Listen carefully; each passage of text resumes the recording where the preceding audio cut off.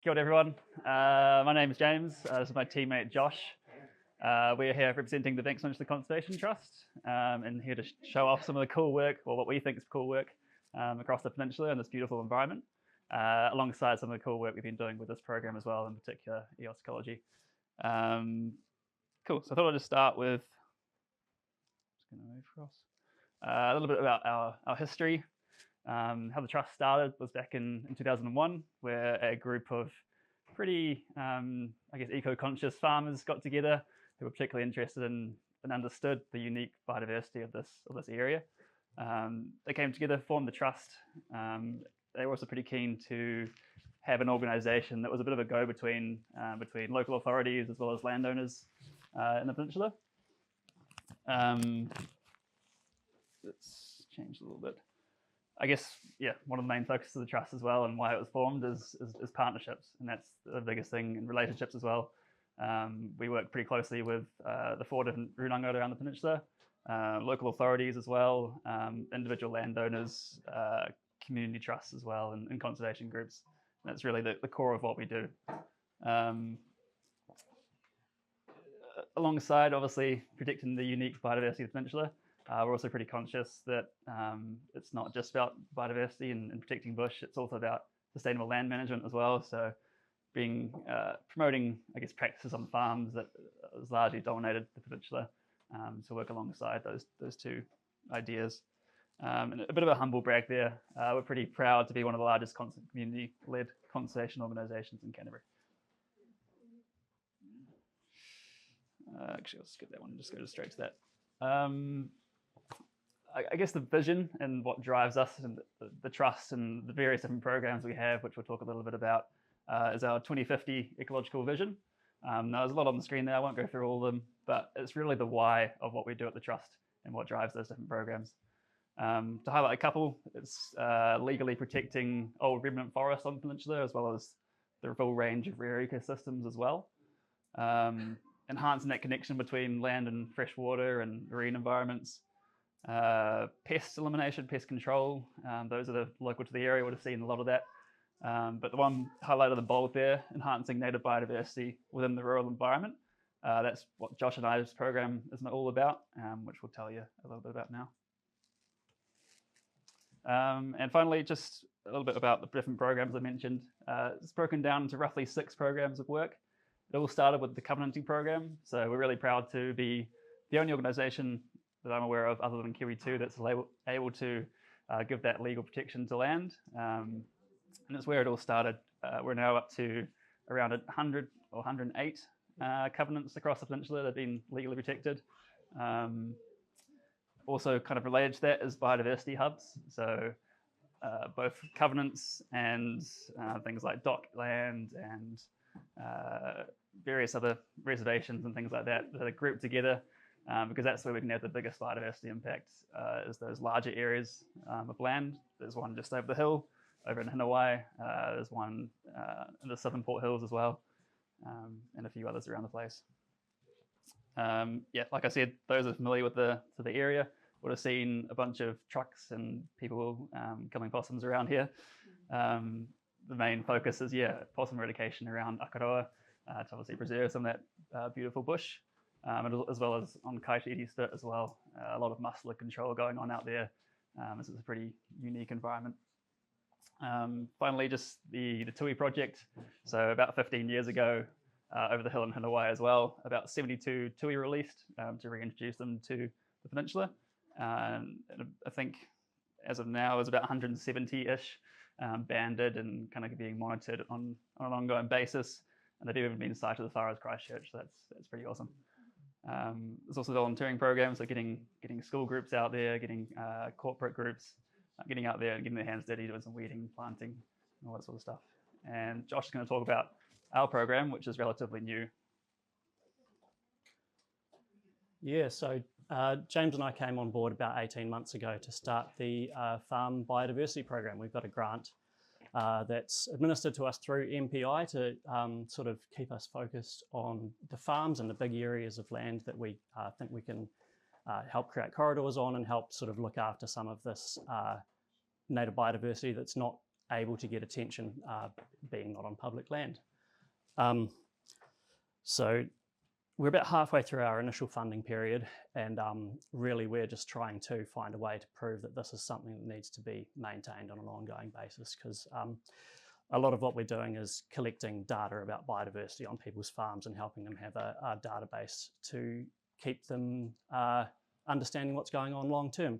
So we're sort of setting people up, and we're setting ourselves up to get another grant and keep going. We sort of focus on landowner directed goals and landowner relationships as a really big part of what we do to build towards really action through catchment groups and groups of people. That's where I think the big gains are to be made, and that's where we've seen the big gains happen through catchment groups as well. We're sort of leveraging the trusted reputation that Banks Peninsula Conservation Trust has already built out here. There's Pest-Free Banks Peninsula is our sort of sister organisation kind of thing, and they are very visible out here, and a lot of the local people know what's going on with them. We provide a bit of advice on the current regulation status based on our sort of connections with the agencies as well. We have good friends within the agencies and authorities, and we try and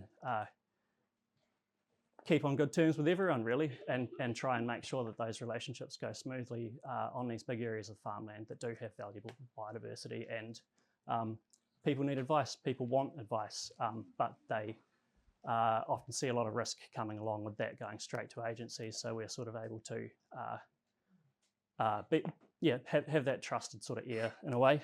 When you say risk, what do you mean by risk?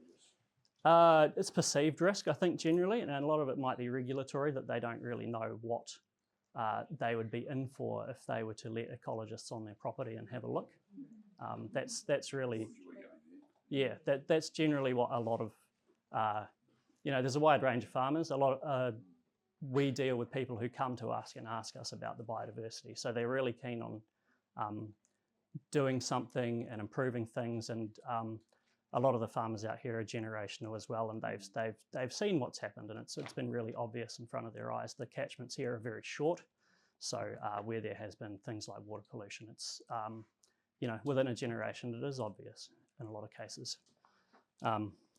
We're providing planning advice and monitoring tools for biodiversity as a big part of what we do. I'm a terrestrial ecologist. I sort of specialise in forests and birds, really. That's my background, but I have to be a bit of a generalist and try and connect with people like the EOS ecology team here, who've been able to provide me with a bit more training and refreshing in some of the freshwater stuff, and sort of across the board, really, just try and make sure that I'm as informed as possible from as many experts as I can get to get the right advice to the right place. It's an incredibly diverse landscape that gets different weather everywhere you go, different soil everywhere you go. It's pretty farm to farm. It's very different what people need and what their problems are that they'd like to fix. The methods that we use to do biodiversity monitoring are either identical to or adapted from the agency stuff, DOC, City Council, Environment Canterbury, and I sort of provide the ecological oversight on how this is being adapted and how we use it, and make sure that everything lines up when people go to do any analysis, that it all actually makes sense. Some of the other monitoring tools we're providing people is software based, so access to a personalised GIS system that you can get through your laptop at home, and access to surveying apps on your phone that you can saves a bit of paper, saves a bit of mucking around, and you can just tap the results in, and then it'll send itself off when you get back into reception, and it's in the database. It's ready to be looked at, and sometimes if we've been really organised with these people's dashboards, it's already built into a graph by the time they get home, and they can see where that next data point's going. So that's really, I think, going to be quite revolutionary. It's just showing people one by one. People have to see it work. So we're also doing farm vegetation mapping, and we're sort of holding a lot of relevant baseline information, like the hectares of land that are stock excluded, or the hectares of land with some pest control on it, or whatever it is. There's a lot of different statistics that are applicable to different farms. So we try and pull those out and bring them to the fore for people so that they're understandable at a glance. It's not something that you have to. I write big plans, but it's much more accessible to get to it through a map, through a picture, than it is to get through a big index.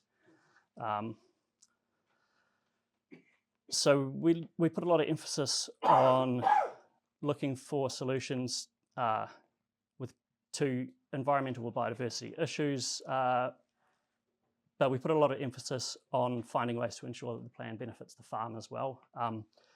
We understand that people need to run a business and have a lifestyle as well, and support their families. So basically,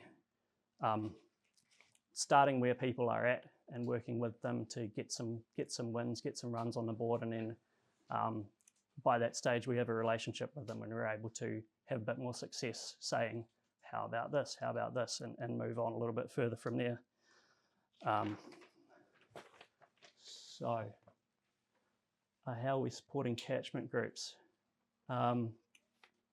So as well as one-on-one with farmers, we'll go out and speak to catchment groups where they'd like to talk to us. And where there are catchment groups that have a solid foundation already, that's nice and easy. There's action happening. They're able to tap into funding, and we're able to just use our networks and use our expertise to help them know where that funding is, or maybe we've written a planting plan or something that's just going to help them get in and get that, and it's not going to be a big drama that ends up kind of fading away and not turning into anything. It's something that's for the bigger catchment groups where there is a foundation that works really well, and for the little ones we're just trying to get them up to that stage where they can actually really take advantage of what's out there.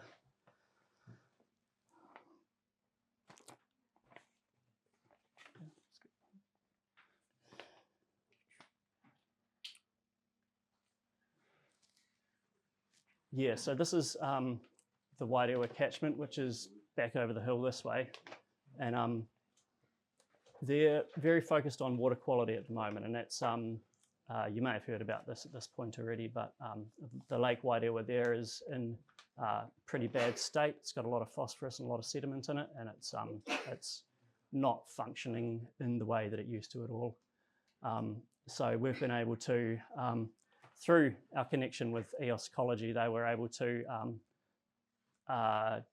sort of recommend us basically to the catchment group, who allowed us to come and talk to them, and they've sort of welcomed us in since then, and it's been really smooth going. And we've been able to work one-on-one with a handful of farmers around there to figure out what we can do about bank stabilisation in the lower flatter parts of the catchment as well is one real big part of it, but it's again just getting started. This is a multi-generational thing, so that's one of the bigger, more established ones.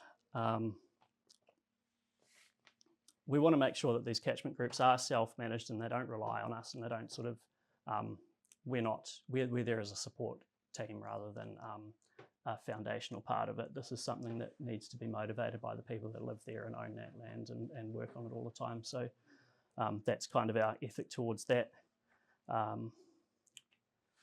We run some community days and workshops as well. These are often a little bit less farm focused, and we'll get other people from the community out as well. I'm getting a 1-minute call, so I might just flick through a couple of those a bit quicker. Do you want to just go to the next slide, James? Yeah, sure. Akaroa Harbour catchment as well. I've done a lot more learning than teaching in this one so far. We're just kind of getting started working with the Onuku rūnanga and whānau, and sort of, again, through our connection with EOS, who's been supporting them for longer than we have at this point. So we're just sort of positioning ourselves to be able to provide what is needed over here when the time comes. And yeah, the thanks here go to Chanel Toms for sharing her tikanga for water quality assessment and her experience as a freshwater ecologist. mātauranga Māori methods are new to me, but it was obvious how powerful this process was for creating a common understanding of the freshwater issues, and some clear and useful biodiversity data at the same time. So yeah, really appreciate that.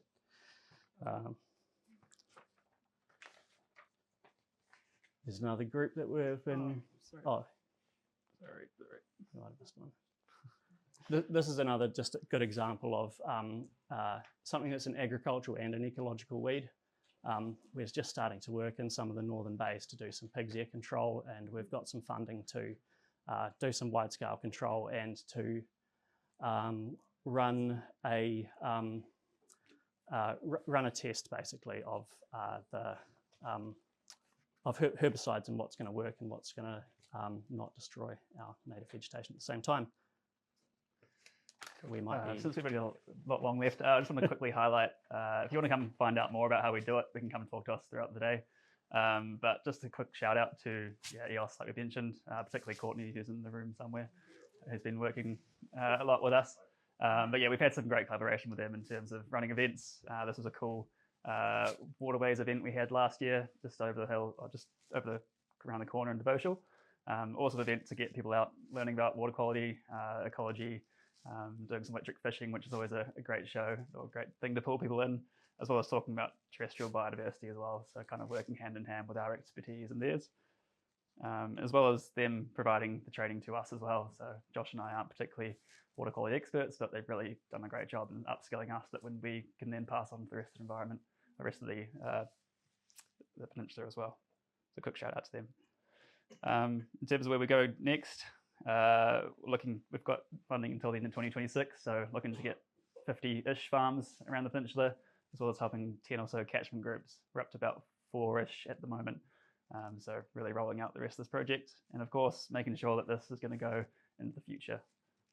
And as I'm sure all of you guys can relate, it's really proven the value of this program to hopefully continue into the future, and really build out that picture in the background there, starting to fill in those areas that we know are being managed for biodiversity, and yeah, fill in that mosaic of land management.